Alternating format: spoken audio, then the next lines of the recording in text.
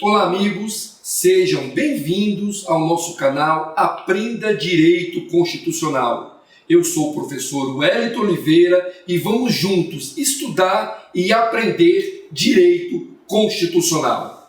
Hoje vamos estudar as fontes do direito constitucional e o conceito de Constituição. Vamos aos estudos?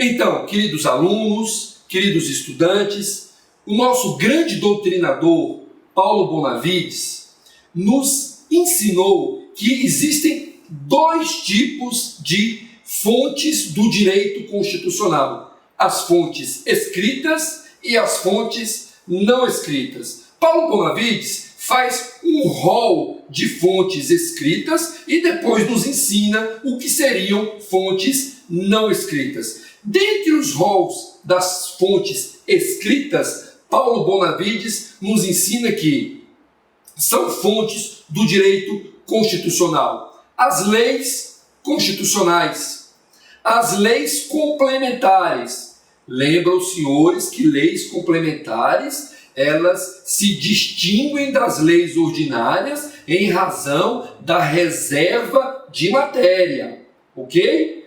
Continuando. As prescrições administrativas, regulamentos, decretos que tenham importância ao direito constitucional, em razão do exercício pelo governo da delegação legislativa. Ainda como fonte do direito constitucional, nós temos os regimentos da Câmara dos Deputados, do Senado Federal, do Supremo Tribunal Federal e dos demais tribunais superiores. E ainda, tratados internacionais, normas de direito canônico, legislação estrangeira, resoluções da comunidade internacional, sempre reconhecidos e incorporados ao nosso ordenamento jurídico pátrio. Ainda nós temos jurisprudências, em especial as jurisprudências constitucionais, no caso brasileiro, aquelas oriundas do Supremo Tribunal Federal, que é o nosso Tribunal Constitucional. E por último, Paulo Bonavides nos ensina que a doutrina é uma importante fonte de direito constitucional. Muito bem. As fontes escritas são essas. E as fontes não escritas? Paulo Bonavides também nos ensina. Mas entendam bem, o nome fontes não escritas não é muito adequado ao conceito, visto que todas as fontes do direito, de uma forma ou de outra, elas devem estar escritas, ok? Então não é possível ter uma fonte constitucional não escrita. O que Paulo Bonavides nos ensina é que as fontes de direito não escritas podem ser, por exemplo, costumes. O que é o costume? É uma prática repetida em certos atos, o que leva um grupamento de indivíduos a considerar estes atos como necessários e indispensáveis. Estes costumes, ao longo da história constitucional, eles vão sendo positivados, eles vão sendo reconhecidos como norma, e assim a sociedade e a Constituição, nestes casos, reconhece estes costumes como fonte de direito constitucional. O segundo exemplo de fontes não escritas são os usos constitucionais como fonte de direito constitucional.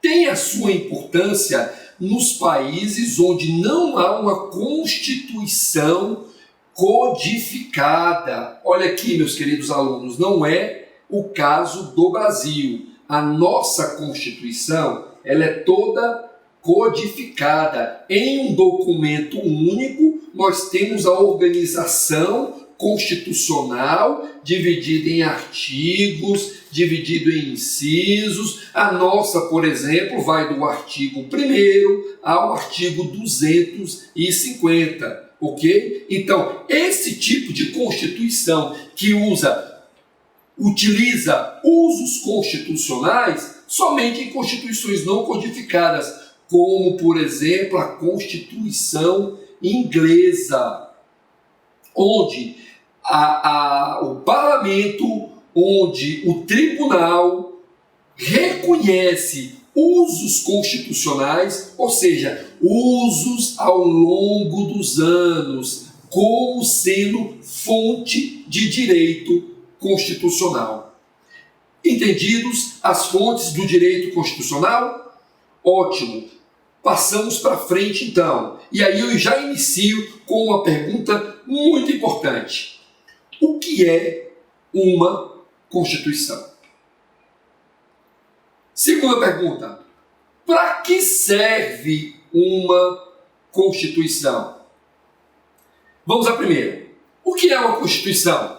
Lei fundamental e suprema de um Estado, que contém normas referentes à estruturação do Estado, formação dos poderes políticos, forma de governo e aquisição do poder de governar.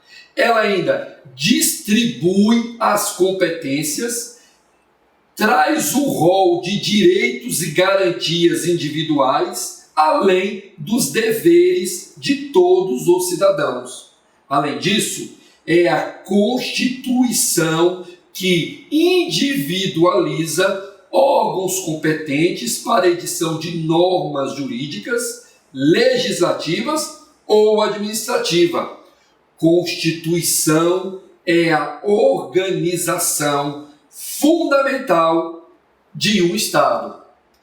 Dessa forma, as regras do texto constitucional, sem exceção, são revestidas de supralegalidade, ou seja, possuem eficácia superior às demais normas. Por isso que a Constituição é a norma positiva suprema de um Estado. No nosso caso, a nossa Constituição é a norma suprema ou superior a todo ordenamento jurídico.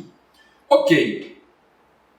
Hans Kelsen, que é um grande doutrinador, ele estrutura todo o ordenamento jurídico em uma forma de pirâmide, a famosa pirâmide de Hans Kelsen, onde ele escalona todas as normas jurídicas e coloca a Constituição no ápice dessa pirâmide, dizendo que toda legitimidade ou a legitimidade de todas as leis devem ser retiradas da Constituição, que está no ápice dessa pirâmide, a famosa pirâmide de Hans Kelsen. Então, queridos alunos, além deste conceito de Constituição que acabamos de falar, nós vamos estudar outros 3 conceitos dados por 3 doutrinadores muito importantes para a compreensão de direito constitucional ou do sentido de uma Constituição. O primeiro doutrinador que eu gostaria de conversar com vocês é o doutrinador Ferdinand Lassalle, que vai dar um sentido sociológico ao conceito de Constituição. O que o Ferdinand Lassalle vai dizer? Que uma Constituição só será legítima se representasse o efetivo poder social, refletindo as forças sociais que constituem o poder. Caso isso não ocorresse, ela seria ilegítima, caracterizando-se como uma simples folha de papel. Ou seja, para Ferdinand Lassalle, Constituição é o somatório das fontes reais do poder dentro de uma sociedade. Se a Constituição não for elaborada levando em consideração os reais fatores de poder dentro de uma sociedade, para Ferdinand de La Salle, essa Constituição seria apenas uma folha de papel. Muito bem. Segundo doutrinador muito importante, Carl Schmitt, ele vai dar um sentido político ao conceito de Constituição. O que ele vai dizer, o que ele vai nos ensinar? Que Constituição é fruto de decisão política fundamental, tomada em certo momento. Para Carl Schmitt, há uma diferença entre Constituição e lei constitucional. Presta atenção, meu querido aluno, meu querido concurseiro. Para Carl Schmitt, o conteúdo próprio de Constituição seria aquilo ligado à forma de Estado, forma de governo e os órgãos do poder, além da definição dos direitos individuais. Todos os outros assuntos, para Carl Schmitt, não é Constituição, é leis constitucionais. Elas podem até estar inseridas dentro de uma Constituição, mas ele classifica, ele divide essa parte em Constituição e o que não trata desta parte, ele considera como leis constitucionais, em que pese esteja dentro do documento formal escrito Constituição. Ok? Terceiro doutrinador, Hans Kelsen, ele vai dar um sentido jurídico para o conceito de Constituição. Para Hans Kelsen, Constituição pode ser vista apenas no sentido jurídico. Constituição é considerada norma pura, puro dever ser, sem qualquer pretensão à fundamentação sociológica, política ou filosófica.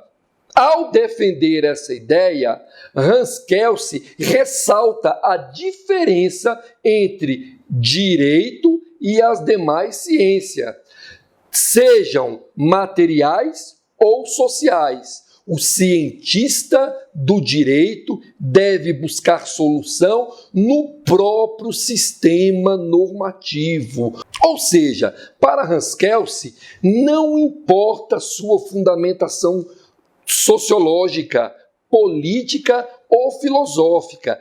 Para Hans Kelsen, Constituição em sentido jurídico é norma pura, puro dever ser. Ou seja, nós temos aí 3 doutrinadores dando o conceito de Constituição, mas de 3 formas diferentes, ou 3 sentidos diferentes. Ferdinand de La Salle, sentido sociológico, Carl Schmitt, um sentido político, e Hans Kelsen, o sentido jurídico para o conceito de Constituição. Queridos alunos, se você gostou dessa aula, eu te convido a curtir e compartilhar esse estudo. Assim poderemos ganhar força e incentivo para continuar esse trabalho. Eu desejo a você bons estudos, um grande abraço e até o nosso próximo encontro aqui no canal Aprenda Direito Constitucional.